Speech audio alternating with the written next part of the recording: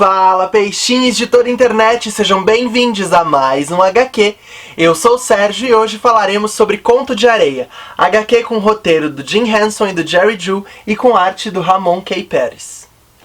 Bom, qualquer coisa que tenha o nome do Jim Henson já ganha muito a minha atenção. Não sei se vocês conhecem ele, mas ele é o cara responsável, assim, por grandes inovações cinematográficas, por grandes filmes. Ele é o cara por trás dos Muppets, por trás da Vila Sésamo, por trás de Labirinto, a Magia do Tempo, que é um filme que eu amo. Essa HQ é uma quadrinização de um roteiro dele que nunca chegou a ser filmado, né? Um roteiro que foi escrito ali em meados de 74, em parceria com Jerry Ju, que foi um grande parceiro. A parceria deles foi muito longa e é muito interessante ver a diferença do trabalho dele nos Muppets, na Vila Sésamo, com o que ele desenvolve aqui. O Jim Henson ficou muito conhecido pela sua pesquisa em marionetes, né? A gente vê muito isso nos Muppets, na Vila Sésamo, e é muito interessante ver o tamanho que isso tem, por exemplo, nos Estados Unidos. Nos filmes dos Muppets, por exemplo, a gente vê, assim, a quantidade de celebridades que aparece, assim, por 2 segundos, né? Porque são pessoas que realmente querem fazer parte daquilo, né? A gente vê,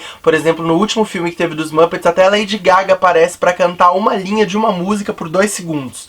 Então é muito grande a influência que o trabalho desse cara tem na vida das pessoas. Ele é quase como, por exemplo, o Maurício de Souza aqui no Brasil, né? Tipo, todo mundo teve contato com o trabalho dele ao longo da vida, e mesmo depois de grandes, continuam gostando, né? Eu, por exemplo, amo os Muppets até hoje, assim, adoro assistir o Muppet Show, os filmes antigos, eu gosto bastante. E é muito legal ver como ele desenvolvia essa pesquisa dele nesses efeitos visuais, né? No filme Labirinto, dos anos 80, que é um filme que tem o David Bowie fazendo o Rei dos Duendes, é um filme muito legal, você consegue ver todas essas inovações tecnológicas, tanto que um dos produtores executivos é o George Lucas. Por exemplo, a tecnologia que ele usou para filmar o Yoda no Império Contra-Ataca é do Jim Henson, que é essa ideia de você construir um set elevado, né? E aí as pessoas ficam embaixo manipulando o boneco e o set fica todo em cima, né? Eles fizeram isso com o Yoda e é por isso que é tão interessante ver, né? Até hoje. Eu acho muito interessante porque como o Jim Henson,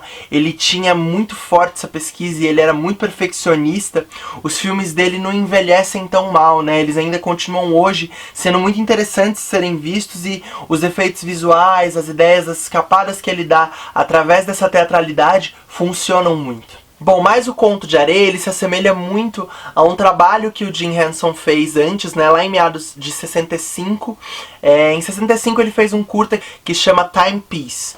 É um curta muito legal, tem no YouTube, em que ele mostra a trajetória de um cara, só que é uma coisa bem surrealista, né, as coisas vão se transformando e ele vai fazendo várias críticas à sociedade, ao modo como se dá o nosso cotidiano, os ritmos que a gente vive através desse curta, e é muito legal. Na época que ele estava escrevendo, estava começando a explodir a questão do Muppet Show, os Muppets, então deu pra ver que ele meio que optou por ir por esse lugar, né? Até porque esse trabalho surrealista que ele teria que fazer no Conto de Areia era muito complexo, né? Era muito complicado porque você vai vendo nessa HQ que ele pirou numas coisas que deviam ser muito difíceis de ser filmadas naquela época.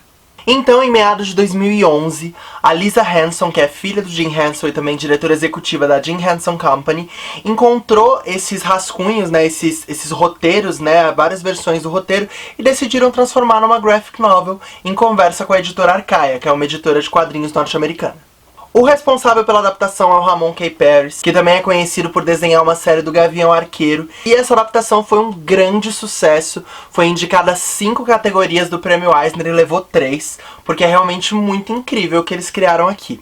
Bom, o que é muito legal é que não dá pra dissociar a forma de conteúdo nessa HQ. Eles fizeram realmente um trabalho em que o formato dela diz muito sobre o que ela quer ser e sobre o discurso que eles pensaram pra poder adaptar. E aí não tem como não falar do trabalho da editora Pipoca e Nanquim, que foi quem trouxe essa HQ aqui pro Brasil. A gente vê no mercado muitas HQs que são assim extremamente caras e quando você vai pegar o material, ele é um material relativamente simples, um material comum, né, que a gente geralmente vê, e é muito legal como eles conseguiram aliar na Pipoca e Nanquim a qualidade, a excelência artística do trabalho com um custo-benefício muito bom. Então você tem essa encadernação aqui, que é maravilhosa, e ela imita um caderno Moleskine, né, que era o caderno que os roteiristas costumavam usar para fazer anotações. Então eles têm esse marcadorzinho de página aqui, né, tem aqui em alto relevo todas as partes brancas, é muito bonito mesmo. A lombada, ela é arredondadinha, aqui também tem esse arredondado bem característico dos caderninhos Moleskine, ó, dá pra ver um pouquinho mais de perto aqui. Então é muito bonito o trabalho aqui. Aí você abre e ainda tem aqui, tipo, alguns trabalhos da HQ original. Então você vê aqui, por exemplo, o roteiro tá escrito aqui atrás. E eles desenvolveram uma fonte tipográfica que imitasse a letra de mão do Jim Henson, né, no original. E no letramento em português fizeram a mesma coisa. Então é muito maravilhoso o que eles criam aqui. É realmente... Cada pedacinho diz algo e tem uma surpresa e alguma coisa pra você encontrar. Por exemplo, aqui na contracapa eu já acho ela maravilhosa, que a gente tem uma foto do Jim Henson filmando os personagens da HQ. E aí a gente começa com essa imagem mais a arte finalizada dos personagens, e quando a gente fecha, eles estão em rascunho aqui, né? A gente tem a mesma arte, o Jim Henson aqui também filmando, e eles como rascunho no final. E eu acho que isso pode ter algumas leituras muito interessantes já. É muito legal como o roteiro ele aparece como pano de fundo da HQ, né? É uma HQ que ela vai mostrando em vários momentos, ela vai ficando mais surrealista, né? Então, tipo, o roteiro aparece escrito no fundo. Eu vou colocar as artes aqui pra vocês poderem dar uma olhada, assim, mas assim, tem que tirar o chapéu pra galera que fez a adaptação pro português também, pra galera que fez o letramento dessa HQ, porque é muito desafiador e é muito incrível o trabalho que essa galera fez pra adaptar pro português, porque não tinha como fazer essa graphic novel numa publicação comum, com uma capa comum, com papel comum, a escolha da folha que eles usam, tudo, inclusive valoriza muito as cores e a arte que o Ramon usa, né? Então, por exemplo, tem páginas como essa aqui que são muito maravilhosas. Bom, a história é muito simples. A história gira em torno de um rapaz, o Mac, que ele chega numa cidade recebido com muita festa, e o xerife da cidade entrega pra ele um mapa e uma mochila e fala: olha, você vai ter que atravessar esse deserto e ir desse ponto A pra esse ponto B. Eu espero que você não morra, e a gente vai dar 10 minutos de vantagem pra você. Aí, assim como você, leitor, o Mac meio que não entende direito o que tá acontecendo, mas vai. E aí ele se joga nesse deserto, e aí de repente ele começa a ser, 10 minutos depois ele começa a ser perseguido, ele começa a ver tiros, né, e tal, e começa a fugir. É uma HQ que pode soar assim como uma típica jornada do herói, uma jornada de autodescoberta através desse deserto, etc. Só que o tom surrealista ele é muito forte, né? Muito legal. As milhares de imagens que aparecem, elas refletem muito essa mente inventiva do Jim Henson, né? Então você tem coisas muito divertidas também de serem vistas, muito peculiares. Então tem, por exemplo, um homem correndo pelo deserto com um cubo de gelo gigantesco, assim, e ele vai correndo, o cubo vai diminuindo, derretendo, até que ele coloca um cubinho de gelo numa taça de uma mulher, né? E aí é muito legal porque existem milhares de leituras em cima dessa HQ, muitas coisas a serem discutidas. E é muito bom ver uma obra tão alegórica, né, tão aberta, que pode então, a partir do que está pulsando em você naquele momento, te dar uma leitura, né. Então, por exemplo, existem leituras de que é a jornada do cara tentando parar de fumar, ele tá o tempo inteiro, isso me chamou muita atenção, o tempo inteiro tentando acender um cigarro e ele não consegue, né, alguma coisa para ele, né, então pode ser essa luta contra o vício. Tem gente que fala que é uma homenagem a Hollywood e aos atores, né? Tem um momento que me chamou muita atenção também, logo no começo, assim, que o Mac pega a mochila e de lá ele tira o roteiro. E isso é muito interessante, né? Ele tem a história dele naquele momento em mãos ali. E aí ele é perseguido por jogadores de futebol americano, por personagens árabes. O principal perseguidor dele é esse cara com um tapa-olho que tem muito dinheiro. E aí eu fico me perguntando se não seria esse um duplo do Mac, né? Aquele que ele gostaria de ser, meio que perseguindo ele, que ainda não alcançou o que gostaria de ser. O signo que é muito evidente o tempo inteiro é o dinheiro nesse perseguidor, né? Ele tá sempre pagando as pessoas. E o Mac, ele, em algum momento, ele é meio que cobrado e ele só tem $6. E aí eu fiquei me perguntando, né? Por que $6? Eu acho que é alguma coisa a se pensar também, né? Tipo, ele tem muito pouco a oferecer monetariamente, enquanto esse outro cara tem muito, e aí ele acaba tendo muito poder, ele acaba podendo comprar as pessoas e comprar muita coisa pra poder auxiliar ele nessa perseguição e nessa azucrinação desse personagem.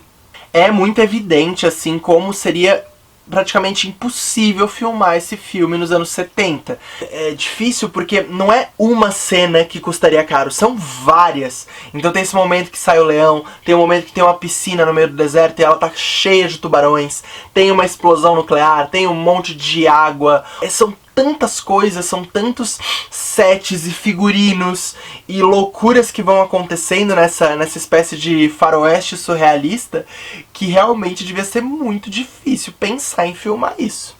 Vamos então para o nosso gráfico de riscos, iniciando pelo risco de paralisia, o risco de você ficar travado na mesma página por horas admirando uma arte incrível, e não tem como não ser um redondíssimo 10 de 10.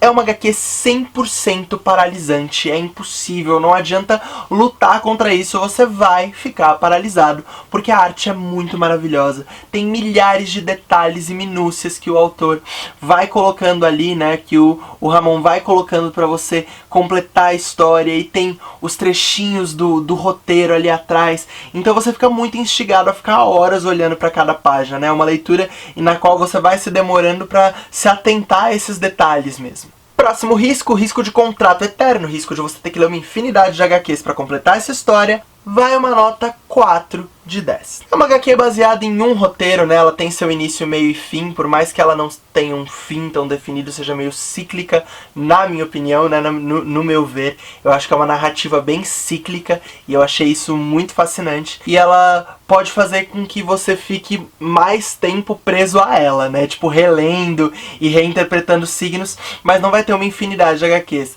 É essa e ponto. Seguimos para o risco de fandom, o risco de surgirem milhares de fanfics, fanarts desse universo. Vai uma nota 6 de 10. É um universo bem interessante, surrealista, que realmente abre espaço pra gente poder fazer uns redesenhos, umas fanarts bem legais, porque é muito instigante a arte e o universo que o Ramon cria aí, a partir disso que o Jerry Ju e o Jim Henson escreveram, mas eu não sei se leva tanto pras fanfics, por exemplo, né? Ela fica mais nesse lugar de você poder pirar dentro do universo pra entendê-lo, e não pra expandi-lo mais, porque ele já parece ser muito expandido em si. Próximo risco, o risco de esmagamento, o risco da realidade aqui te esmagar profundamente, vai uma nota 4 de 10. Não é uma HQ esmagadora, de longe, assim, mas eu sinto que é tudo trabalhado com muita leveza e bom humor. Então não te esmaga, né? É uma HQ que ela vai mais pra esse lado da ação, da perseguição e da diversão, né? Tem muita comédia visual aqui, que era muito característico do Jim Henson, né? Então não é uma HQ que vai te esmagar, acho que era. Próximo risco, o risco de explosão, o risco da sua cabeça explodir em milhares de pedacinhos incandescentes, e vai uma nota 9 de 10.